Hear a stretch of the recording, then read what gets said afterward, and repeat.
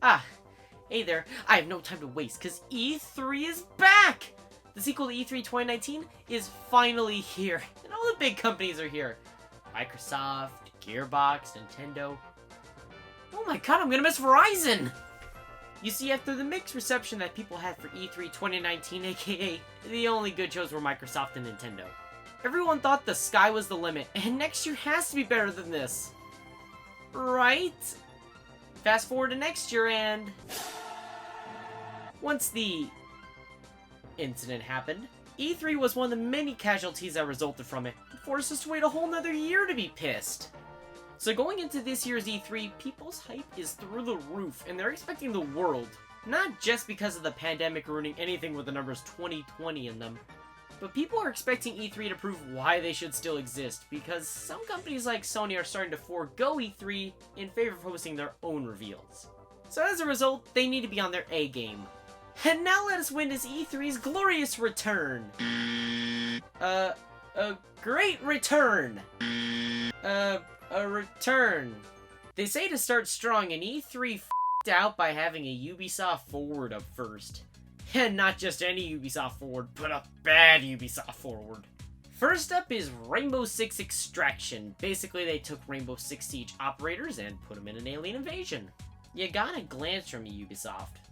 I think it's a neat idea how your team can get kidnapped and you have to go in and rescue them. Since your squad is only 3 people, it'll sting when one of you is gone, so it makes it that much more important for you to want to rescue your teammates.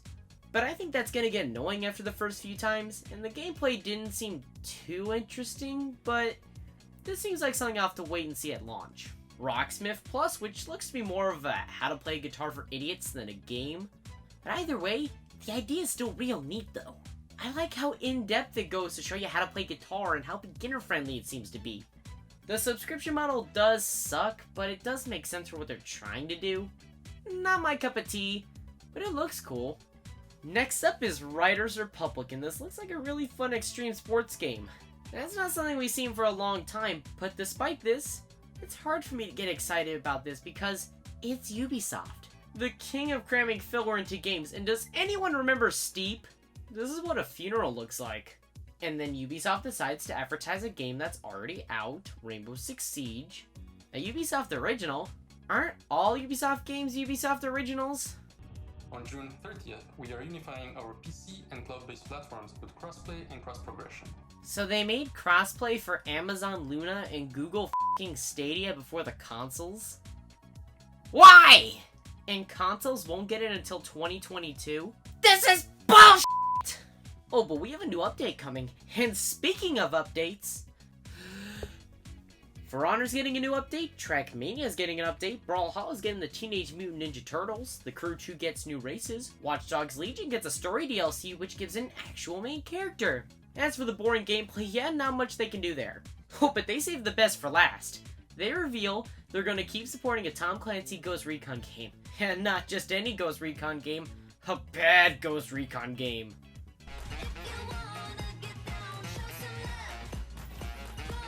Oh my god, Ubisoft, just fucking get it over with already! Why does Ubisoft keep wasting our time with Just Dance? It's always here, and they have nothing new to show aside from the number in the box ticking up by 1 and a song update. Unless you buy their bullshit subscription service, then you get all the songs. Anyway, Just Dance, woohoo. Anything is better than this, I'll even take Assassin's Creed DLC. I love Ubisoft. Then we get to see a trailer for the Mythic Quest Season 2 finale at their game conference, and a trailer for the Ubisoft classic Werewolves Within. What? Yeah, apparently it was some fucking werewolf party game back in 2016, and of all these games to be made into a movie, this wouldn't be in my top 100. It's also the highest rated video game movie of all time. Huh. We get a Far Cry 6 trailer, and I think that Giancarlo Esposito makes a great villain, and he'll be a joy to have in the game. But it'll just end up being another Far Cry game. What I mean by that is it'll be the same formula rinsed and repeated again. Don't get me wrong, it works, but it makes it harder to get excited for it again, you know? Also, typical Ubisoft, trying to sell us DLC before the game's even out. Alright, what's left? Yeah! I love the original Mario plus Rabbids. I thought it was a wonderful strategy game that was a great intro to games like XCOM that wasn't afraid to kick your ass, but was still a great ride. To see a sequel to that is great, and this looks to be bigger and better than the original so far. While the shock of this was lessened thanks to good old-fashioned leaks, the series so nice it got leaked twice. It's still easily the best thing at the Ubisoft conference. They were supposed to save the best for last, but instead we got a trailer to an Avatar game. It looks fine, but again, it's hard to judge a game based on a cinematic trailer, so we'll have to see. Oh wow, that sucked! The only worthwhile things at this conference were Mario and Riders Republic, and the worst part is this isn't even as low as we'll go. The last conference from the first day is Gearbox. And so how badly do they f*** up? First up, they share an update on the Borderlands movie, and by update, I mean here's some pictures taken with a camera from the 1800s. Come on, you couldn't have just shown us what they look like to give us some hope? The worst part is this segment takes up a third of the runtime and just feels like padding in that we have no games and people watch E3, so we need a conference, so let's just f*** up.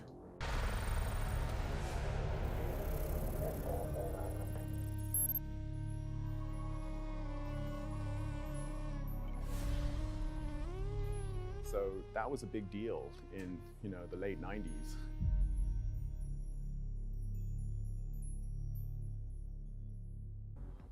What the f*** is Homeworld, and why was that announcement so lackluster? After that disaster, anything will look better. Which is why Tiny Tina's Wonderlands is the only good thing at the conference. I like Tiny Tina's Assault and Dragon's Keep back in Borderlands 2. It had a lot of creativity, and I feel like with that energy, it could last a full game, so I have faith in this. Good job, Gearbox. You got a point.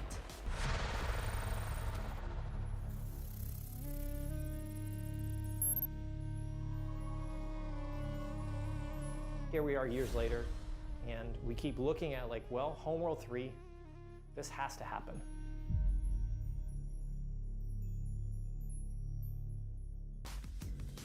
Is this conference f***ing with me?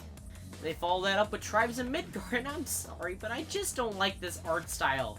I think it looks unfinished, and the gameplay just doesn't appeal to me. Then we get Godfall, the PS5 exclusive nobody played. Godfall, which was exclusive because they said the DualSense was neat, is now being demade for the PS4, so more people will not play it. Wait, but is Homeworld 3 still in development?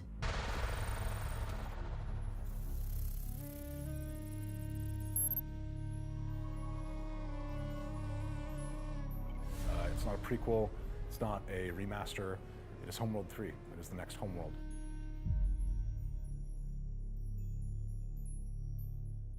I'm gonna get a restraining order against Homeworld. That was easily the worst show I've ever seen at E3, and I saw Bethesda in 2019. They had nothing to show and decided to make up for that with filler. This is a testament to just because you can, doesn't mean you should. They obviously wanted to jump on the hype train, but they had nothing. And that's why they kept going, Homeworld 3 is coming. Yes! Plus, what they did have was shit. The only good thing was Wonderlands, and that was about 2 minutes of a 30-minute conference, so if I could do a conference for reckless endangerment, this would be it. They say that some days will be infamous, and well, this day's up there because that f***ing stunk. The main conferences were just awful, with only a few bright spots thrown in there. And it ultimately just leads to a day that probably scared a lot of people off of E3. And now on to day 2, and by God, anything will be better than when we got there at first. Anything. Today is the day where the big companies come out to play in, with Microsoft buying out Bethesda. People were curious to see which of their games would be exclusive to Xbox now, and what exclusives Xbox would have this year, because what did they have to launch their newest console with? Gears Tactics, and... So yeah, the confirmation that games are actually coming is what many wanted, and they give us a conference only Xbox could give us.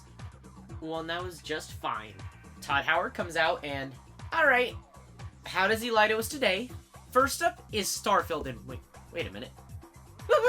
I think this is going to have to be something I see more of to be interested in. I like Bethesda, I really do. And this definitely has the look of a Bethesda game, but we still know very little about the game.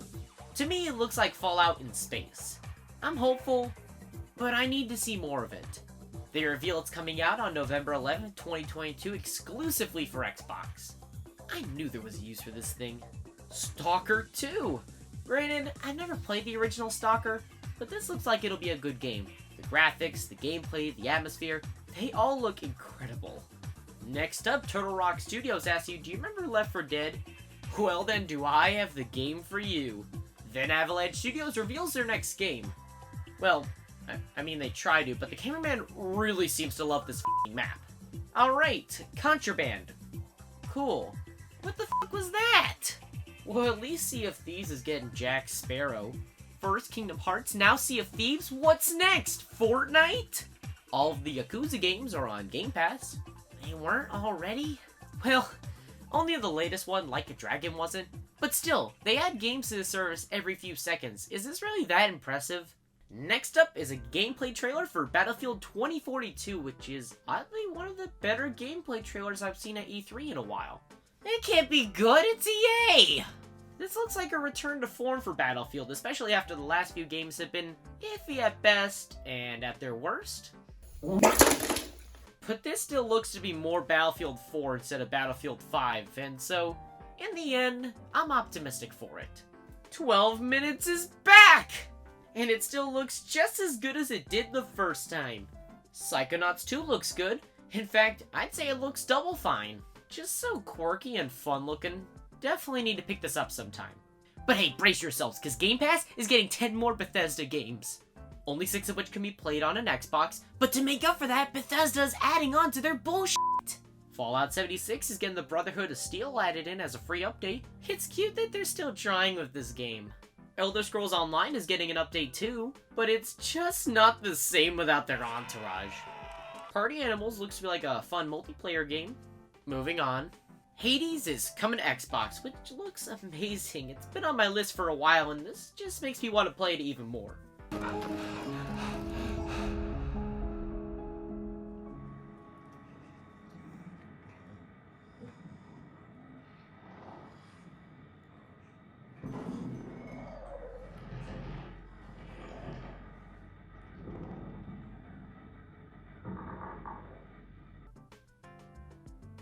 Huh?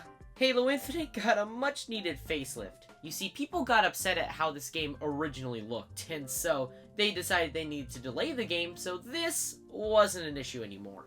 It looks like a lot of fun, and especially after Halo 5, I'm just hoping the series gets closer to its roots. Oh yeah, this is real reassuring. Diablo 2 Resurrected looks promising. I love Diablo 3, but Blizzard's track record recently has been, God, what's the word for it? Oh yeah, f***ing dreadful. So, I'm a little worried about the game, but I'll still eventually get it. If you've ever wanted to get drowned in a sea of rats, well, here's a Plague Tale Requiem for you. Far Cry 6 is here! Again! Looks like Ubisoft is trying to send a message. It's the game so nice, they showed it off twice. At least they're not cramming DLC down our throat again. Slime Rancher 2 looks cute. We then get a neat looking snowboarding game called Shredders. Finally, I can live out my wildest fantasies! Alright, I've always wanted to wear a winter coat, okay? Because as a Floridian, you get summers and slightly less hot summers. Like, Floridians, has this ever happened to you? What the f*** is Wildheart? I'm just watching this and going, what the f***? Why are they all doing anime poses? Either way, I'm intrigued. Well, I wouldn't say intrigued, more like f***ing confused. Her place looks gorgeous. This art style just looks amazing and not like many games I've seen before. Grounded is getting an update. Among Us is coming to Xbox, and Eden Chronicle is also coming.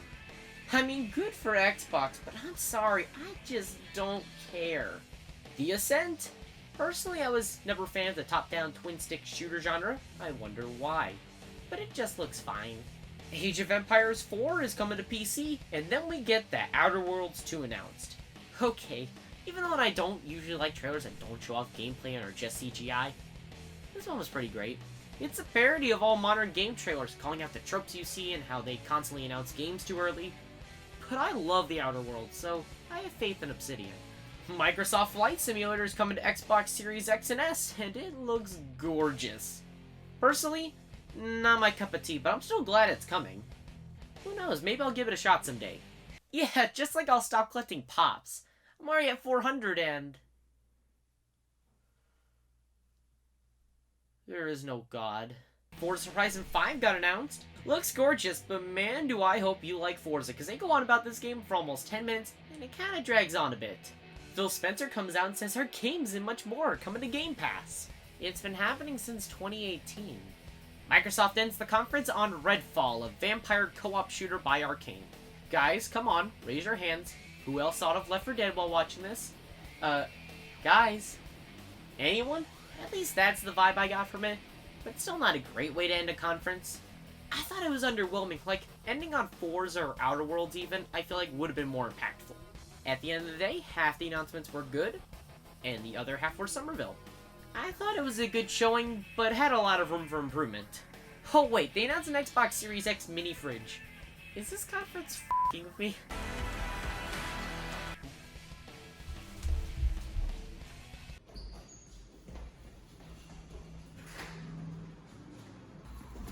I need the Microsoft fridge! Get out of my f***ing way! Less than an hour later, we got Square Enix's conference. You see, I both love and hate Square. Final Fantasy VII Remake was great. And Avengers is like watching an aneurysm in real time. So I had no idea what to expect. And to start out, we get Guardians of the Galaxy developed by Eidos Montreal. Uh-oh! I'm sure as soon as this came up, many people thought of Avengers and how much of a mess that was, and still is for that matter. I mean, you take shit and add Marvel to it, it's still shit, but I'll buy it because I'm a sheep. However, the game looks promising. I probably won't get it on launch by any means, but it's at least something I'm interested in. Well, before Square Enix spent almost 20 minutes on this one game, which feels like them saying, we're sorry for our f*** up, but here, come buy our new f*** up! It probably would have been better just to show the trailer and move on, but it's all worth it because they reveal the first 6 Final Fantasy games are being remastered and put on mobile and Steam only? This is why you never invite Square Enix to family gatherings. Why did they put them on platforms that already have the majority, if not all the games already available and not on, say, Xbox, PlayStation, or at the very least the Switch? All of these consoles have no means of playing these games, and it just makes me wonder, is it too late to go back to Guardians of the Galaxy? We get the Legend of Mana opening cutscene, and speaking of shows, Avengers is getting some new DLC, including the addition of Black Panther. Does anyone still care anymore? New Hitman and Nier mobile games, a collab between this f***ing thing and Final Fantasy, and it just keeps going on and on about their mobile games! Square, I can only pretend to care for so long. Babylon's Fall, a new game by Platinum Games, which is a live games as a service title and looks like f*** off. Life is Strange is getting a remastered collection including the first game and Before the Storm, as well as revealing new details about the latest game in the series, Life is Strange True Colors. It's neat and all, but I just never got into the series. It's nice to see it get so much love this year. It's just not my thing. Then we get the big announcement, Stranger of Paradise Final Fantasy Origin. I swear, while watching this trailer, I had no f***ing idea what this was. Nothing screamed Final Fantasy to me. This just looked like a very generic third-person hack-and-slash game.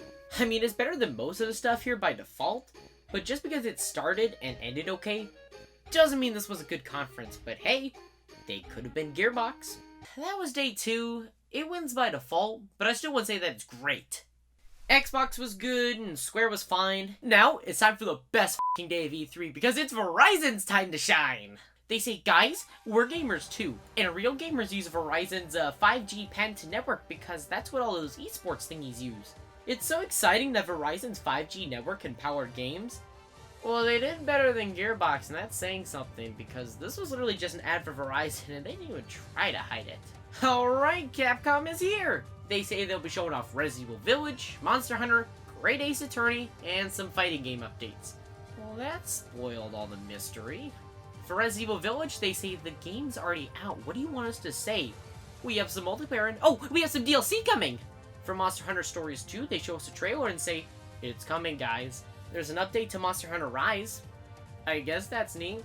We then get a trailer for Great Ace Attorney, and they followed up by showing someone explain the trailer to us as if we're too f***ing stupid to get this like Phoenix right. And we get some esports stuff. I'm not even gonna try and unpack this one. Okay, so how the hell is Verizon not the worst one? This is just sad. Well, at least I can count on Microsoft to not piss out like everyone else did. All that's left is Nintendo and Bandai Namco showing off one game. At that point, why even bother showing up to E3? So it's just Nintendo left. Let's see what Nintendo has to show us. First up, we get a new Smash Bros. Character, Kazuya from Tekken. Personally, not someone I would have chosen, but to be fair, this fighter's pass has been just okay. I at least get why he deserves to be here, because when you think of fighting games, eventually you'll think of Tekken. At least not even Kazuya can murder Kirby. The Life is Strange games are coming to Switch. At least they had the decency to say it's coming and move on to something else. Guardians of the Galaxy is coming to the Switch. What? Cloud Edition. What? Yeah, they don't even outright say it, because who wants an internet-only version of a game on their handheld console? It's just banished to the bottom of the screen in shame. Worms Rumble is here with an exclusive costume.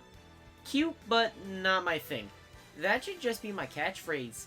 Astria Ascending. 2 Point Campus. I've always wanted to be in debt. A beloved series is entering its 20th anniversary. Donkey Kong! Super Monkey Ball is back with Super Monkey Ball Banana Mania, a remaster of the first 3 games in the series. I'm gonna be honest, I've never played a Monkey Ball game before. I grew up in a Wario Land household, okay? But the game looks like a lot of fun, and a love letter to Monkey Ball fans who've been dying for a new entry. Mario Party Superstar? This game looks like so much fun! It's taking 5 boards from the N64 games like Peach's Birthday Cake and Spaceland and remaking them in a way we actually want to play. With minigames from across the series and online play, this looks to be just so much fun and, dare I say it, good. Recently though, Mario Party's had a rough time. After the series got a new developer, the series got f***ing disgusting. Who asked to be in a car with your opponents, Nintendo? Then after a bunch of side games on the 3DS that ranged from fine to, oh dear god, anything but that. We got Super Mario Party, which was a step in the right direction, but was lacking in things to do and boards to play on. So after realizing they couldn't make a good board to save their lives, they decided to cheat off themselves. The only problem I have is, why only 5 boards and from only the N64 games? Ask anyone what their favorite Mario Party game is, and survey says that the GameCube Mario Party games are the best ones. But either way, it's still a great announcement, and whatever's coming next is gonna have a hard time beating this. They say Metroid Prime 4 is still happening, and... Metroid 5? Did they really just announce a 5th game before the 4th one's even out? What the f***? A new 2D Metroid game after 20 years of silence. It feels so good to be a Metroid fan right now. The art style, the gameplay, the graphics, they all look sexy, and it feels even better knowing that all that build-up about the mysterious Dread project all those years ago were nothing. It's happening by the guys who did Samus Returns on the 3DS. With them on board, I feel like this will surpass my expectations. Then we get a sizzle reel of 2 games, one of which is Just Dance. I don't care, you can't get me off this high. Cruisin' Blast is coming. Oh look, we could use a unicorn. I've always wanted to ride a unicorn. Dragon Ball Z Kakarot is coming to the Switch with the DLC included. Then we get Nintendo being Nintendo. After some amazing announcements, they show off a game we already know about and came 2 weeks after E3. But damn it, we have Mario Odyssey levels coming. Monster Hunter Stories 2 gets shown off, and WarioWare is... I think I'm gonna die of happiness. It just looks like so much fun, with each of the different characters forcing you to find different ways to win the microgames. I don't even care that it's $50. Nintendo has won E3, and that's only half their showcase. Shin Megami Tensei 5 is shown off, aka that series that Persona came from. Definitely looks like a good RPG that I'll check out. Danganronpa Decadence, a collection of the first 3 Danganronpa games and some Beach board game, is coming. Personally, never played the games, but they always intrigue me, so I may have to get this. The Wii U exclusive Fatal Frame Maiden of Blackwater is coming to the Switch. Again, never played it because what do I look like, a Wii U owner? Either way, I'm glad it's getting another chance on something other than the Wii U. Doom Eternal: The Ancient Gods Part 1 is on the Switch. Neat, but too little too late. Tony Hawk's Pro Skater 1 and 2. I was honestly surprised this wasn't already on the Switch because this seems like the perfect Switch game. Either way, it's a great game and I'm glad it's coming. Strange Brigade. Mario and Rabbids is shown again. Advance Wars 1 and 2 are back! Now, I never personally played this series growing up, but either way, I love strategy games and this looks to be right up my alley. This is something I love when Nintendo does. bring back a long-dead franchise when everyone least suspects it. Then we get our obligatory Legend of Zelda section. You might have forgotten that it's actually the 35th anniversary of The Legend of Zelda. Don't worry if you did, cause Nintendo did too. They show off Skyward Sword HD. There's nothing new about it, but hey, here's Skyward Sword HD. We get a Zelda Game & Watch with the original Legend of Zelda, Zelda 2, Link's Awakening, and a reskin of the Game & Watch game Vermin. All while saying, yeah, this is all we have, you f***ing idiots. Which is seriously disappointing to see after Mario's 35th anniversary, where they just went all out. T-shirts, collections, the works, and Zelda just gets a Game & Watch and a remaster. Then we get a trailer for Breath of the Wild 2. All I got was, it's in the sky, there's an expansion of the time powers from the first game, and Link is goo. We're clearly missing some things though, because they won't reveal the title due to spoiling some aspects of the game. But either way, it's still nice to see that things are going well for this game. This was a good direct. It has the odd splattering of Nintendo-isms here and there, like odd games to show off. But I felt like it had a good pace and never slowed down to a slog. Well, that was definitely E3, with few highs and many lows. Either way, I'm still glad it's back. Even though many companies like Gearbox and Capcom straight up had no reason to show up, I still like E3. Despite the fact that the only good shows were Nintendo and Xbox, despite the fact that Nintendo is the only one who knows how to end their damn show, it's still a great time that I wouldn't trade for the world. Now I figured I'd do something different and rank the various shows from worst to best, starting with Gearbox. Was this even a show? But hey, at least they won something. Capcom, because well, that was basically a 30-minute newsletter. Verizon was literally an ad and it was better than Gearbox and Capcom. Square was just full of what moments. Ubisoft had more things I care about than Square's conference, so they're better by default. Xbox and then Nintendo was my favorite solely because they had games that people cared about. There were wonderful surprises like Mario Party, Dread, and WarioWare. Ah well, maybe next year we'll see more companies join the fray. AT&T, T-Mobile, Mint Mobile. Ah, who am I kidding? They're never gonna beat the King Verizon.